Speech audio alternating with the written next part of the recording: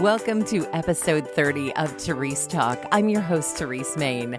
By day, I co-host a morning radio show on a network in New York and Pennsylvania. By night, I'm a podcaster.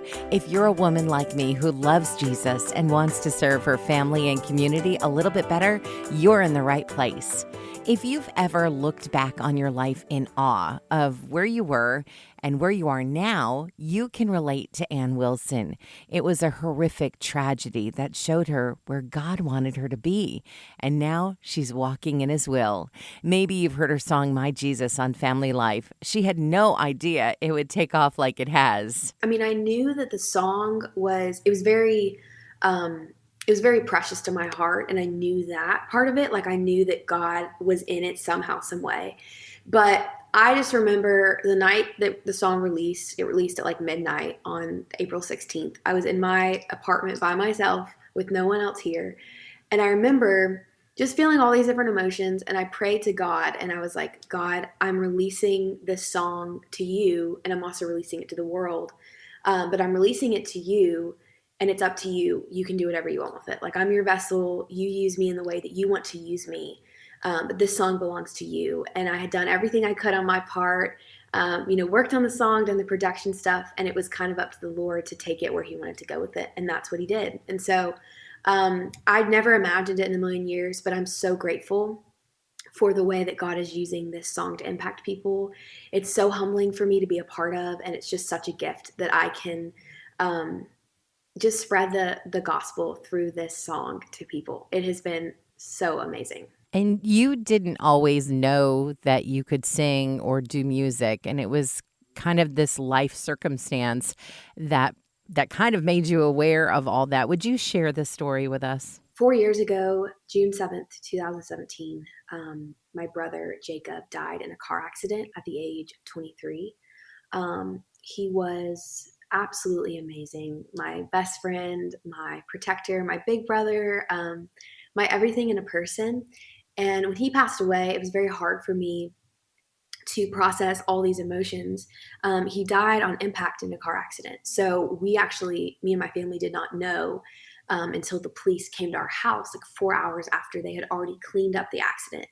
And so the police came to our door, and they basically said, he's passed away. And I just remember the feeling of devastation in those moments. The feeling of hopelessness of like, I'm not going to be able to survive this. This is too hard for me. And I just remember it almost felt like I had no oxygen left inside of me. And I just remember God being so faithful during that time. It was like He would give me just enough for what I needed to get through the next moment. It wasn't like enough for the day. It was like enough for the moment. Anytime I would feel like, okay, I can't do this anymore, God would just like provide again for me.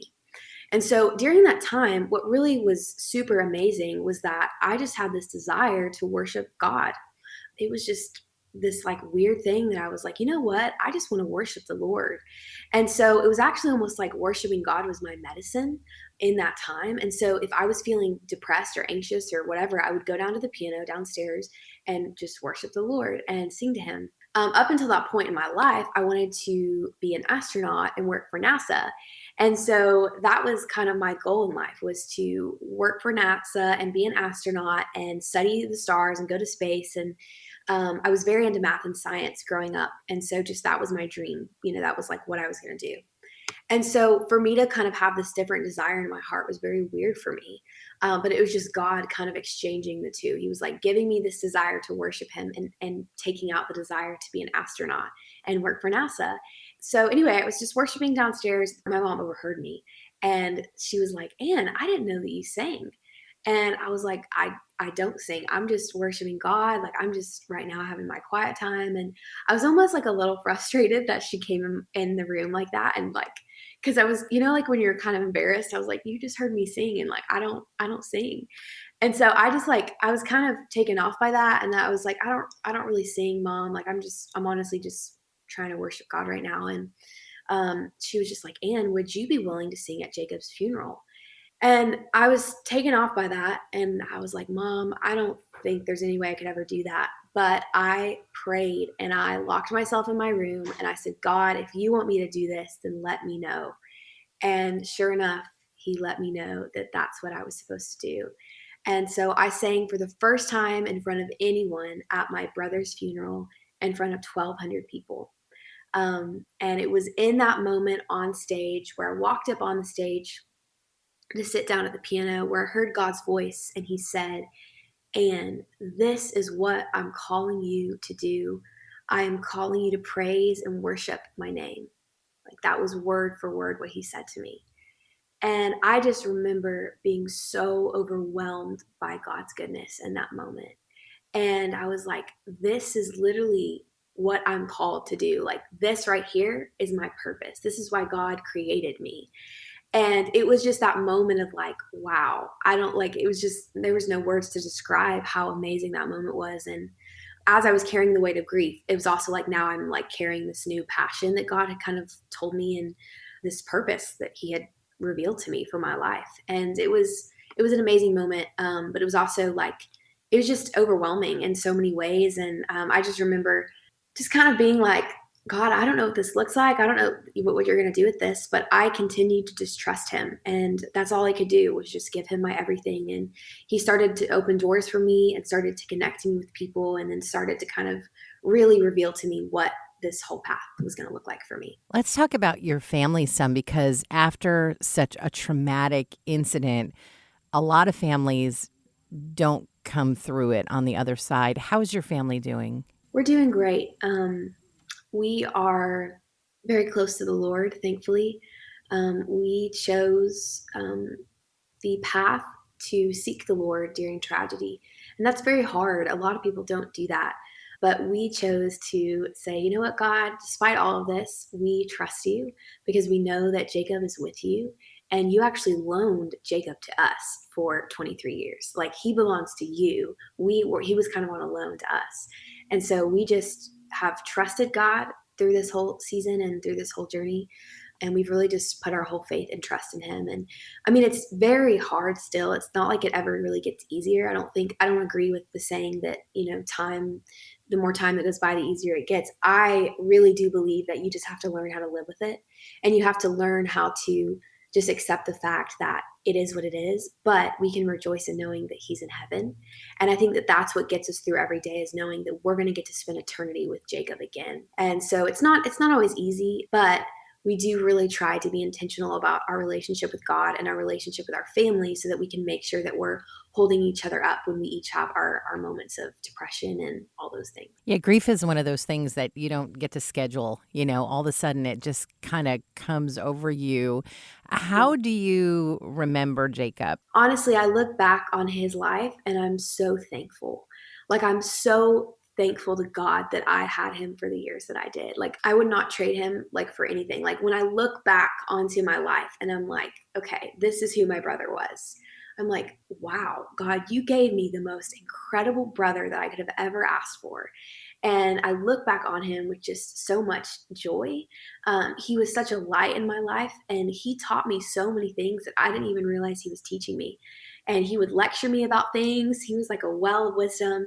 And at the time, being like in my early teens, like I kind of was like, whatever, Jacob, I don't want to listen to these lectures. But I now look back on it and I'm like, he was teaching me so much that thank God I listened to those things, because I have so much information now and so much just wisdom that Jacob gave me that I get to carry on to, my future kids and my future family one day. And I just really am so grateful that I had him for the years that I did, because he taught me so much, and he taught me just how to love God really well and how to love people well.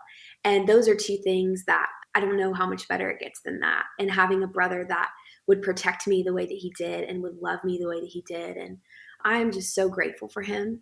And even though it's very heartbreaking that we lost him, and whenever I look back on his life, I can't help but just smile and laugh, because he was such an amazing person and he was so funny and brought so much joy to our family, and was just really just such a treasure of a person. The amount of time from when you sang at that memorial service to now is really short in the music industry. I mean, there are people who for a decade are, writing and performing around Nashville just trying to get noticed. Has that hit you yet, that like, whoa, you're on the rocket train here? It has. It's been hitting me a lot recently, and it's just been Man, it's been so amazing and overwhelming because of God's goodness. Not overwhelmed because I'm like, but like just overwhelmed by who God is and what he's been doing. I would say that it hit me probably like the first time about a couple weeks ago, and I was out of town, and I just remember being like, wow, this is actually happening. The time at the funeral when you called me the music and all the moments in between of the miracles you've done, like this all now is in this moment.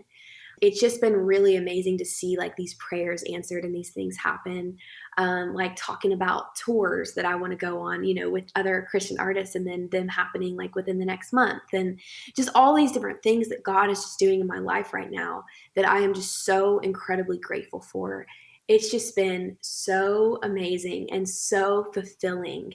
And it also just, I think it just proves to me more than anything that God is in control and that we can't really control anything in our lives. And he has the final say on everything. And so it's like, God, when I released that song to him that night of the release, it was like, God, you do what you want with the song. And that's what he did with it. And all glory goes to God because none of this is on my doing. And I'm honestly so honored that he chose me for this position and role. And just so honored that I get to share the gospel with people. I love the live performance with you and Matthew West of My Oh, thank Jesus. Was you. that like this is really cool, I'm going to get to sing this with Matthew West moment? I mean, are there other people who you're like, I really want to be in the same room as this person? Yeah, okay, so the Matthew West thing was insane. I went to probably 20 concerts of Matthew's, like just growing up, going to Winter Jam and all these different things.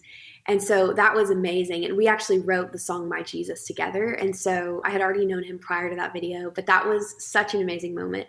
I was freaking out inside. I might have looked calm on the video, but I was like, this is so insane. I'm getting to sing with Matthew West. I love Zach Williams. I mean, I love every artist in Christian music.